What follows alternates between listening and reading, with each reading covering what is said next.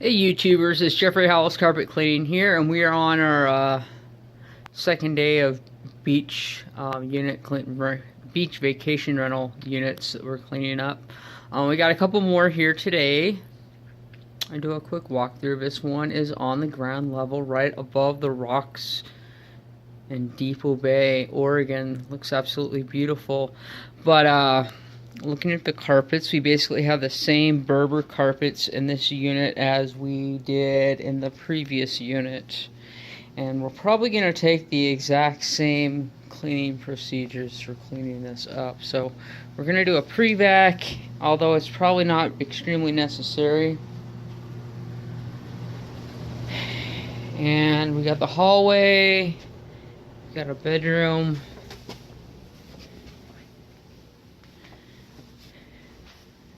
And we've got one more bedroom, I believe. One more bedroom and possibly a walk-in closets. So it's the 2 bedrooms, hallway, and front room area. That's what it looks like we're going to be doing. I will probably just be moving some of this furniture around a little bit. It is encapsulation, so it's going to dry super fast. And there's heat on in here. I'm going to call the management and find out if that was a mistake or not. When you walk into a unit and it feels like it's in the mid-70s, you know, are they just burning that heat for a reason, or what's the deal? Usually I turn them down to about 56 or so if I'm not in them. Anyways, the roughest area looks like it might be a few little spills and spots around the kitchen.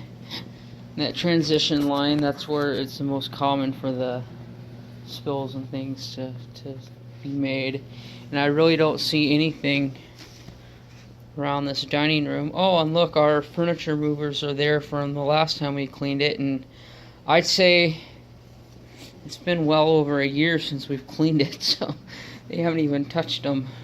Look, and there's furniture movers under this table too. So yeah, they did not touch the movers at all. So the big pieces of furniture are just going to stay where they're at because they're never moved. All this other little stuff, we'll probably move these guys out just to, you know, get more up against the wall and clean this areas. But as far as the couches, chairs, and tables along the countertops and this railing, I'm not going to move that because I'm pretty sure all of this is permanent and doesn't move anyways. So there you have it. Walk along, give you guys some progress and show you what we're doing. The chemistry we're using today is my favorite Vac-Away with the detonator and hot knife. It's a pretty good combo as far as getting your peroxide base clean in there and getting this stuff all cleaned and refreshed up, because that's really all that's in here. Other than sand that comes in, it's pretty much just food. There's not a whole lot of petroleum that comes in from outside. A key as to what might be inside the house is just looking around the parking lot, and the parking lot here is pretty small. It's right off the highway. It's paved. They're not bringing all kinds of gravel and stuff in here. And also,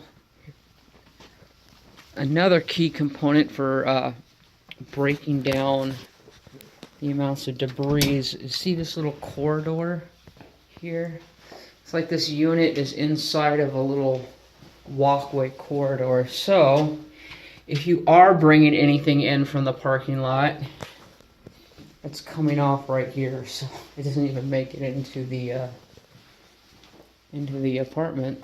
So this is pretty well protected in here.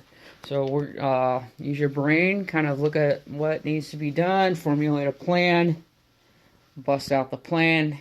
It'll be perfect every time. Alright, so we got our sprayer set up, and now we're just going to go through and just kind of spray everything with our peroxide based cleaning solution.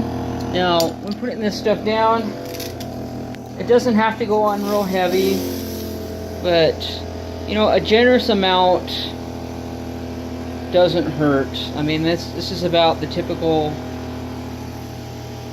application that you'd put it on at, and I'm just kind of swinging this. I'm not really applying it right now. That's really all you gotta do. And then if you run across a bad spot, you know, you add a little, you know, you come to a spot there, let's say, you just kind of soak the area with it, and maybe give it a kick to give it a little agitation, and that usually takes care of everything. So that's the process. Keep it simple, easy, get in and out.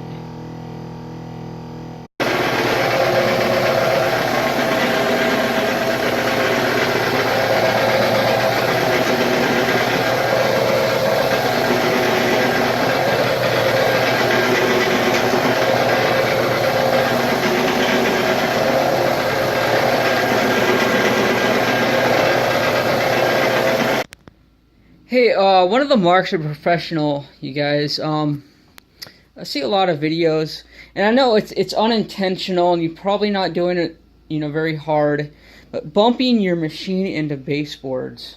I hear the clunks on the videos, I see them get hit, and believe me, the customer knows, your higher end customers know when you touch the baseboards.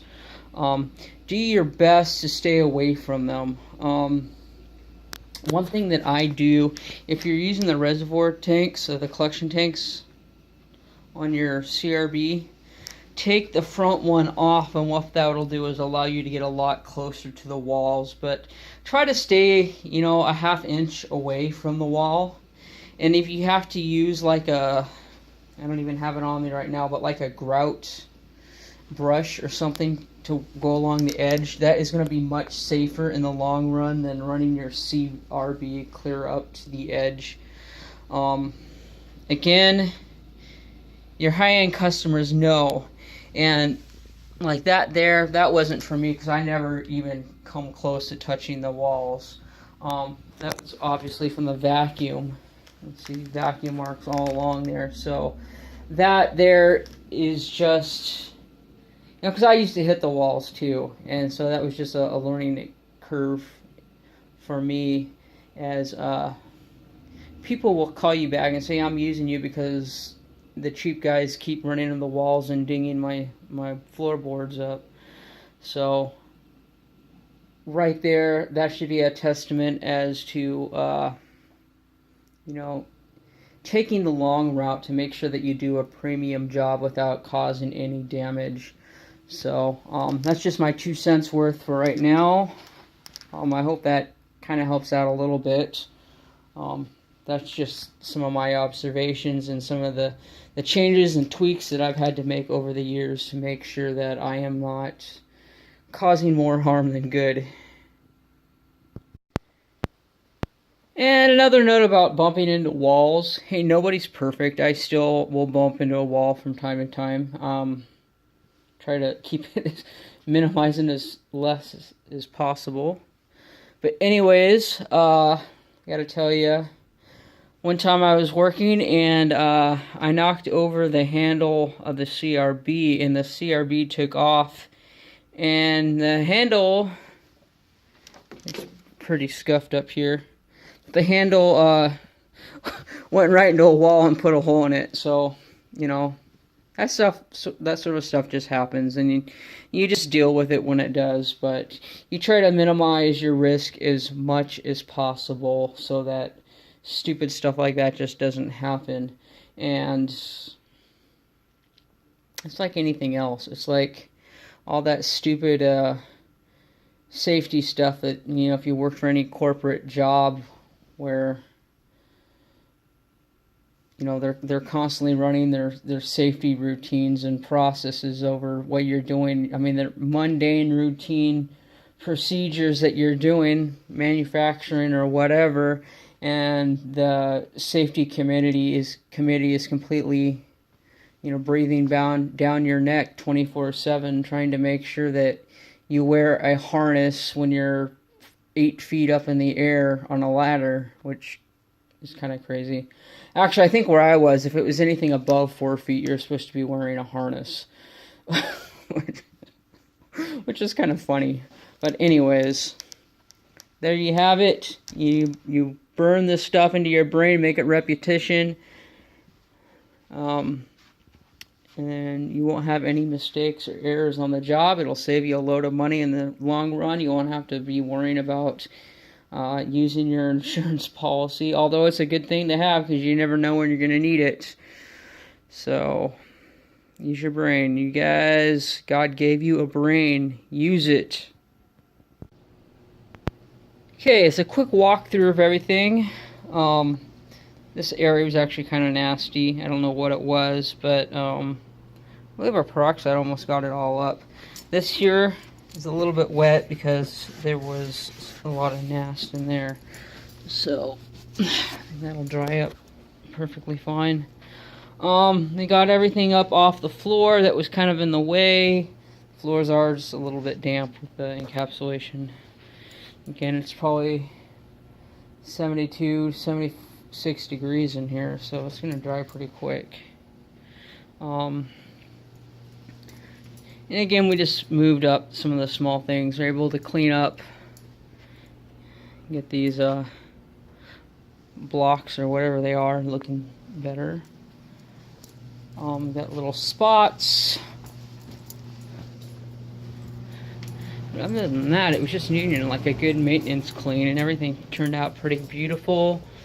Smells deodorized. Peroxide stuff is great for combating odors and just adding that fresh feel to the air. So that's it. Howells carpet cleaning. We're in Depoe, Oregon today. 503-939-0534. Let me know if I can be of assistance in any way.